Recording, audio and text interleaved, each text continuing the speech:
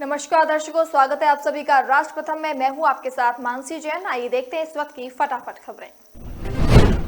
प्रधानमंत्री नरेंद्र मोदी का आज है जन्मदिन। पीएम मोदी का आज 72 साल के हो गए हैं। इस मौके पर देश के लिए आज का दिन ऐतिहासिक रहने वाला है। पीएम मोदी ने आज मध्य प्रदेश का किया दौरा। प्रधानमंत्री मध्य प्रदेश के कूनो राष्ट्रीय उद्यान में चीतों को 70 साल के लंबे अंतराल के बाद फिर से बचाने के लिए छोड़ा।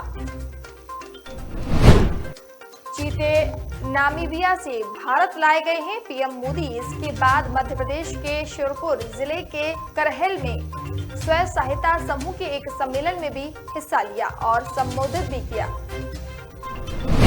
पीएम मोदी के जन्मदिन को लेकर आज से 2 अक्टूबर तक बीजेपी सेवा पखवाड़ा कर रही है आयोजित। दिल्ली के उप मुख्यमंत्री मनीष सिसोदिया ने सरकार पर एक बार फिर बोला हमला।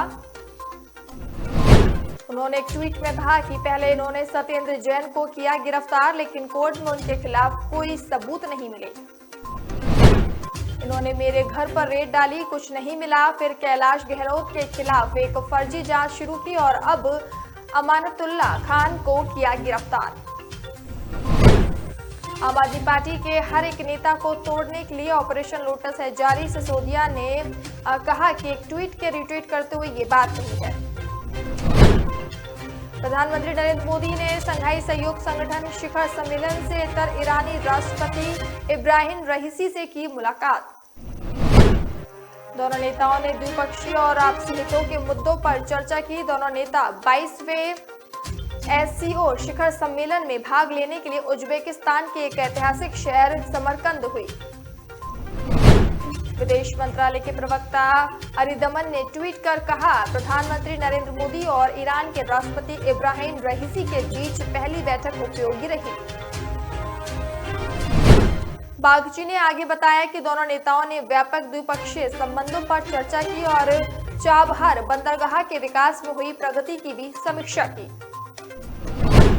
दिल्ली के मुख्यमंत्री अरविंद केजरीवाल ने कांग्रेस पर निशाना साधते हुए कहा, राहुल गांधी कांग्रेस को कमजोर करने के लिए काफी है। केजरीवाल ने इन आरोपों को खारिज करते हुए कहा, कहीं कि आम आदमी पार्टी बीजेपी की बी टीम के रूप में काम कर रही है। समरकंद में प्रधानमंत्री नरेंद्र मोदी से मुलाकात के दौरान रूस के राष्ट्रपति पुतिन ने उनके जन्मदिन का किया जिक्र। पुतिन ने कहा कि रूसी परंपरा है कि हम जन्मदिन से पहले उसकी बधाई नहीं देते हैं, इसीलिए मैं एक दिन पहले आपको बधाई नहीं दे सकता। पुतिन ने मोदी को प्रिय मित्र संबोधित करते हुए कहा कि मैं आपका जन्मदिन याद रखता हूं। मैं हर साल मोदी को जन्मदिन की शुभकामनाएं देता हूं। उन्होंने कहा कि भारत एक ऐसा देश है जिसके साथ हमारे पुराने रिश्ते रहे हैं। हम कामना करते हैं कि आपके नेतृत्व में भारत और उसके लोग समृद्धि हासिल करें। केरल में कथकली नृत्य देखकर बोले राहुल गांधी, ये विविधता और अनूठी परंपराएं हमारी ताकत है। एक कथकली कलाकार ने कांग्रेस नेता राहुल गांधी के सामने प्रस्तुति दी और गांधी ने बड़ी दिलचस्पी के साथ प्रस्तुति को देखा। वरिष्ठ कांग्रेस नेता वीडी सतीशन तथा केसी वेणुगोपाल ने गांधी को केरल के इस पारंपरिक कला को समझाया। इसके बाद राहुल गांधी ने ट्वीट कर लिखा, केरल की समृद्ध परंपराएं ये हमारी अनूठी विविधता की ही हमारी सबसे बड़ी ताकत है। इसे संरक्षित करना चाहिए और मनाया जाना चाहिए। राहुल गांधी ने केरल के कोल्लम में बेरोजगारी और महंगाई के मुद्दे पर मोदी सरकार को घेरा, तो वहीं आरएसएस और बीजेपी की विचारधारा पर बोला हमला। राहुल ने कहा कि पहले लगता था कि पूरे भारत की यात्रा मुश्किल होगी, लेकिन अब ऐसा नहीं लगता। राहुल गांधी ने देश में बढ़ती महंगाई और बेरोजगारी के लिए सरकार के जिम्मेदार सरकार को बताया। उन्होंने कहा कि एक तरफ लोगों के पास रोजगार नहीं तो दूसरी तरफ महंगाई है। सुशील कुमार मोदी के इस बयान पर भड़के ललन सिंह, कहा बिहार के लोग माफ नहीं करेंगे। ललन सिंह ने सोशल मीडिया पर पोस्ट कर सुशील मोदी पर हमला बोला और उनके बयान को झूठा बताया।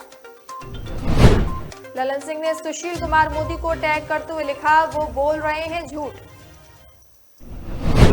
झूठ बोलकर पार्टी के आकाओं को खुश करने के लिए कम से कम बिहार के भविष्य का सौदा तो मत कीजिए। मध्य प्रदेश के मुख्यमंत्री शिवराज सिंह चौहान ने प्रधानमंत्री नरेंद्र मोदी को जन्मदिन की दी शुभकामनाएं। मुख्यमंत्री ने कहा कि पीएम मोदी ने अपना जीवन देश को समर्पित कर दिया। उन्होंने कहा, प्रधानमंत्री भारत के लिए भगवान का वरदान है। उन्होंने कहा, पहले के पीएम समस्याओं को ग्रुप ऑफ मिनिस्टर्स में भेजते थे। पहले के पीएम शीघ्र फैसला नहीं करते थे, लेकिन पीएम के पास हम जाते हैं तो फैसला तत्काल होता है।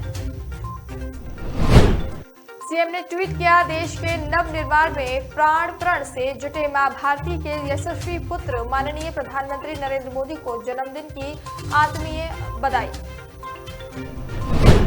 इंडियन नेशनल लोकल दल चौधरी देवीलाल की जयंती 25 सितंबर को फतेहाबाद में मनाएंगे। इनेलो इस दिन को सम्मान दिवस के रूप में मनाता है। इस रैली के लिए विपक्ष के बड़े नेताओं को किया गया है आमंत्रित। इनेलो इस कार्यक्रम को नरेंद्र मोदी सरकार के खिलाफ विपक्ष को एकजुट करने की कोशिश के रूप में दिखाने की कोशिश कर रहा है। इनेलो सुप्रीमो चौधरी ओम प्रकाश चौटाला ने पिछले दिनों विपक्ष के कई नेताओं से मुलाकात भी की थी।